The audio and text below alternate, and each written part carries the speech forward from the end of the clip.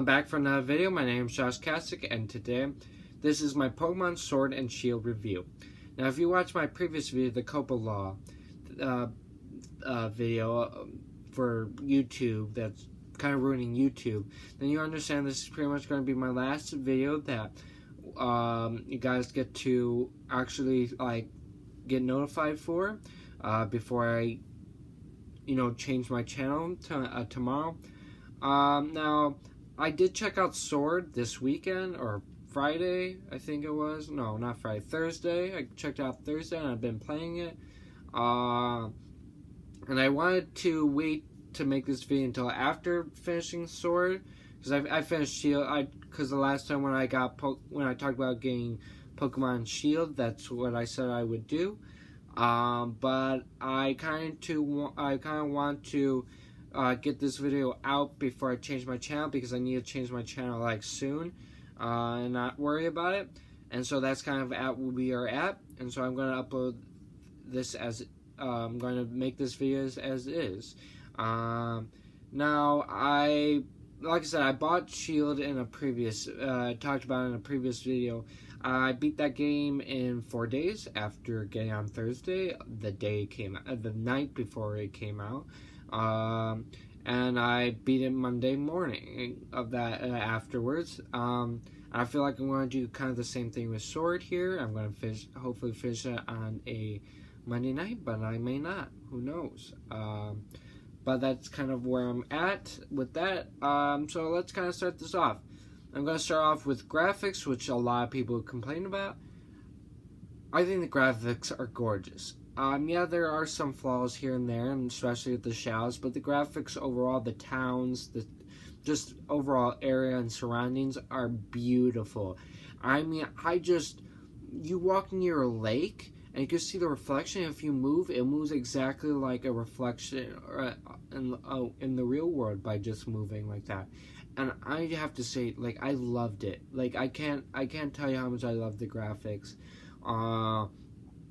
I think if I have to gripe about one thing, is that the Pokemon and the character overall, their graphics look off compared to all the surroundings. They just don't fit to me, and that's I think that's the only thing I have to say about it. I think other than that, the graphics are just beautiful. Now, the next part, which I'm going to be talking about story-wise, is going to have spoilers, so I'm going to allow you guys to leave. So I'm going to count to 10, and you will have enough time to leave. 1, 1,000. 2, 1,000. 3, 1,000. 4, 1,000. 5, 1,000. 6, 1,000. 7, 1,000. 8, 1,000. 9, 1,000. 10, 1,000. 11, 1,000. 12, 1,000. 13, 1,000. Why did I count to 13, 1,000? Oh well, I give you a little bit more time. Alright? So, yeah, I gave you a little bit more time to leave, and you have been warned. So if you haven't left yet, that's your fault and not mine. Story-wise, it was awesome. I think one of the best stories in the game, and in Pokemon, one of the best stories in Pokemon, I have to say. I just, they changed things up. I think it just had a more interesting story. And, I don't know, I love playing the story. It was awesome. I think things they changed up, there's things that definitely change up. For instance, the third legendary. The third legendary is, you catch the third legendary inside the story of this game. Which is different because usually in the first games of the generation or things, you catch the third legendary in the post game, and usually in the post game it's just throwaway there so you could just catch it. Where in the third game of these games you would actually get a more story for the third legendary, or you get the rest in the anime. Like for instance, in the anime you would just get more information for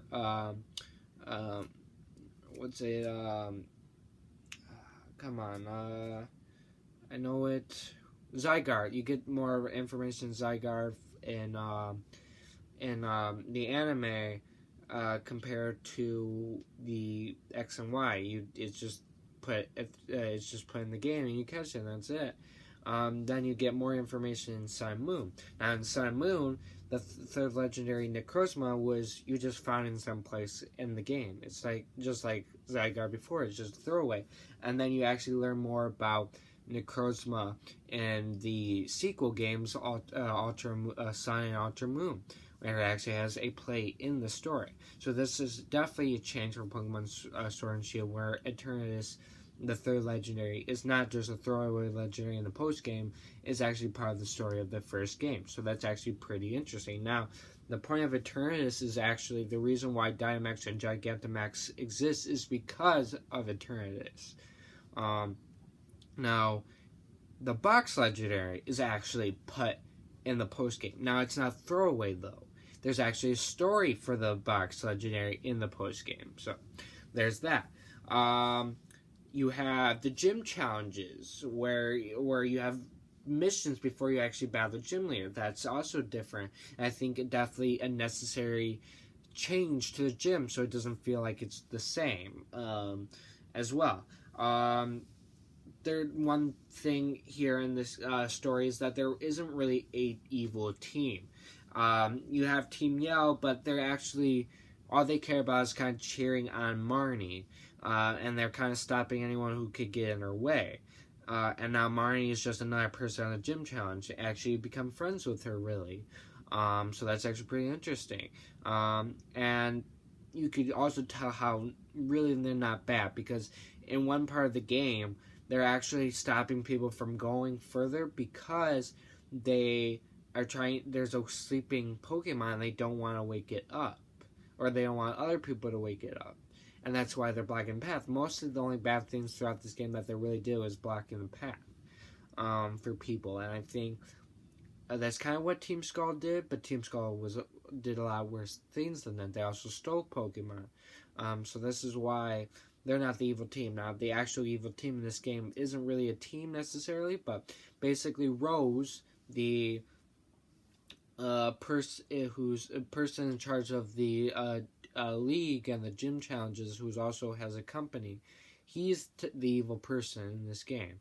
Now his assistant, Oleana, she's not really evil. She's just, how I say, really, what's the right word? She's really obsessed over trying to make sure Rose's goals come true. She's really obsessed. Like, it's kind of like, I think she needs a mental helper to get her. That's how obsessed she is.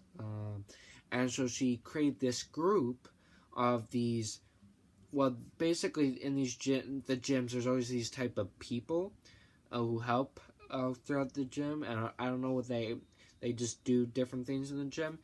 And so basically she had a group of these people, but they're not like those other guys. They're kind of shady. And so they wore like shady glasses and things. And I don't consider that an evil team. They're just people set up to stop you from stopping Rose's plans. That's really what they are. I think Ether Paradise, which is technically the real evil of the game, is kind of similar to these groups, but I think that in the Ether people did a little bit more than what essentially these people did in this game. So that's my honest opinion. So I don't think there really is anything else necessary for that. So yeah, that's like basically the evil team is definitely interesting. Now, lore based in the game, they definitely did it differently, because basically when you play through their games, the history / lore is always been that way. It's people understand that. It's been throughout this game. Through this game, it's different. The legends or the stories have been told for generations, but yet they're faulty. And you actually go through the game actually learning the real history. And you get to learn more about, a little bit of the history inside the post game for the legendaries. But yeah, it's actually kind of interesting that you actually get to the game. People Galar learns about the history throughout the game instead of people just There's a lot of, it's kind of really interesting. I think that's actually beautiful because that's I always like to hear those lore in the game. I think lore on the history of the ancient past of these regions are really interesting. And this is kind of a twist on how they do it, and I think it is really good. So that's another kind of change to the story. So overall, that's pretty much it for story-wise. Pokemon-wise, that is really hard to say. I've always been either I love most of the Pokemon or a little bit indifferent. I never dislike a Pokemon.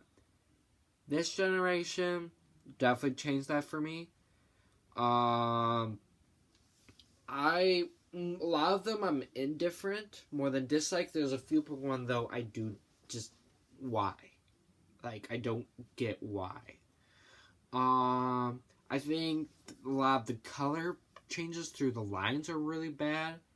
Like usually Pokemon, there's been the past where Pokemon changed drastically from when it evolved with color wise, but most Pokemon stay linearly colored, like similar, and so this generation definitely changed a lot of that idea. Like keeping the colors have definitely changed a lot through these lines. When I first saw the finally evolved stars, I was very kind of disappointed, and the lines. I thought I was definitely a Scorbunny fan when I first saw the starters, and I still am a Scorbunny fan by the end of it. And I still like Scorbunny in its entire line now. But when I first saw them, Cinderace was the final evolved form of Scorbunny. I was like, really? He's smaller than the other ones. He feels like he's just... Why? Grookey's final evolution, I just... Like, what? Why? Like, I mean, no. Wait, what am I saying? No, I love the Grookey's final evolution. What am I saying? Sorry about that. I don't know what I was saying. Out of all the stars, I really liked Grookey's final evolution. It looked really nice out of the other three. Until no. I like the agent theme. I think it was good. I just don't think they pulled it off the best they could. I just don't like it.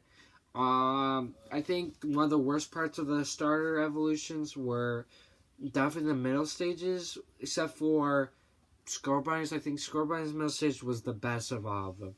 I definitely gave a kind of a Ninja Naruto theme, and I really liked it. And then Cinderace grew on me. In fact, it grew so much on me that it's now really my favorite of all the starters. And so, that's kind of my feeling of those starters. Corviknight line were like the best lines throughout this entire game. It feels a little off because the way like the colors wise, the colors stay similar, but there's like this weird blue that's not in Corviknight. It's final evolution. I don't know, but sorry about that. But as I was saying,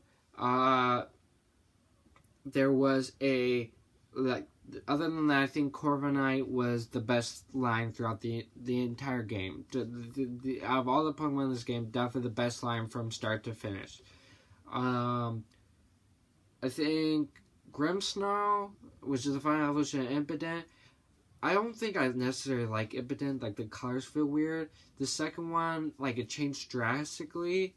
But I think I definitely grew Grimmsnarl. I like Grimmsnarl. I mean, it looked like a monstrous demon thing, but whatever. I think overall it looks interesting, and Dark Fairy is really a good typing. I'm not sure if it's really the best on Grimmsnarl because, like, stats wise, I haven't really seen Grimmsnarl that good throughout the game. It kept fainting a lot. But other than that, I think it's definitely I think it's supposed to be really good. So, but yeah, Grimmsnarl line is definitely a drastic change overall. It was like a pink and purple as Impident, then it became like a red-green and then became like a green-blue hair thing. And I don't know why. It's definitely a drastic change. Definitely like the Centiskorch line, Bugfire, it looks really nice. But the Yamper and Bolton, I think overall should. I think Bolton's colors with the green look a little weird, but overall, love that line. I like the definitely Rapidash. Galarian Rapidash, however, I like that line more now. I love Ponyta, and I wish Rapidash got wings, and it kind of disappointed me, but now playing with it, it's fine. Could have been better with wings, but I okay with it. If you get a Galarian Rapidash, get it with Pesto Veil. Because, okay, Pesto Veil, like, poison types don't affect Ponyta, because it's just pure Psychic. But when it evolves, it gets the Fairy typing, and even with Psychic typing, which is super effective against Poison type, that Fairy typing still makes it weak against Poison type. So I would definitely get Pesto Veil, which basically negates it being effective from poison, any poison thing. So definitely get Pesto Veil. It'll probably be really good. So yeah, definitely get Pesto Veil on that Pokemon. Other than that, I think the Pokemon that disappointed me the most, that I dislike, were the fossil Pokemon. They are so ugly and disturbing that I cannot even look upon them. I just want to put them out of their misery. I mean, you should read the Pokédexes for them. They are literally they should have not been put back to life. They did that. Ugh. That's just horrifying. I just looking at them, I wish they did not exist. I dislike them. I hate them, really. They should not exist. But other than that, I think overall, the game, I give it a 10 out of 10. Also, another thing I dislike, they cut them out the entire sorry about that. I dislike the fact that they cut half the decks.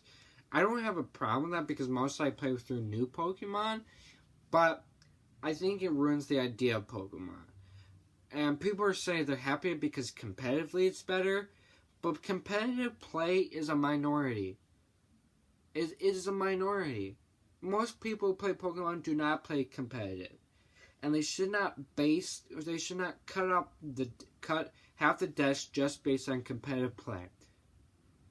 That's my honest opinion, but whatever. It is what it is, and I am okay with it. It's not the biggest problem, and overall, like I said, Pokemon Sword and Shield, 10 out of 10, and those are my thoughts of the game. I hope you enjoyed, and definitely leave a like, subscribe. You can hit the notification bell, but by tomorrow it doesn't really mean anything, and my YouTube channel website link is down in the description as always. And thank you. Goodbye.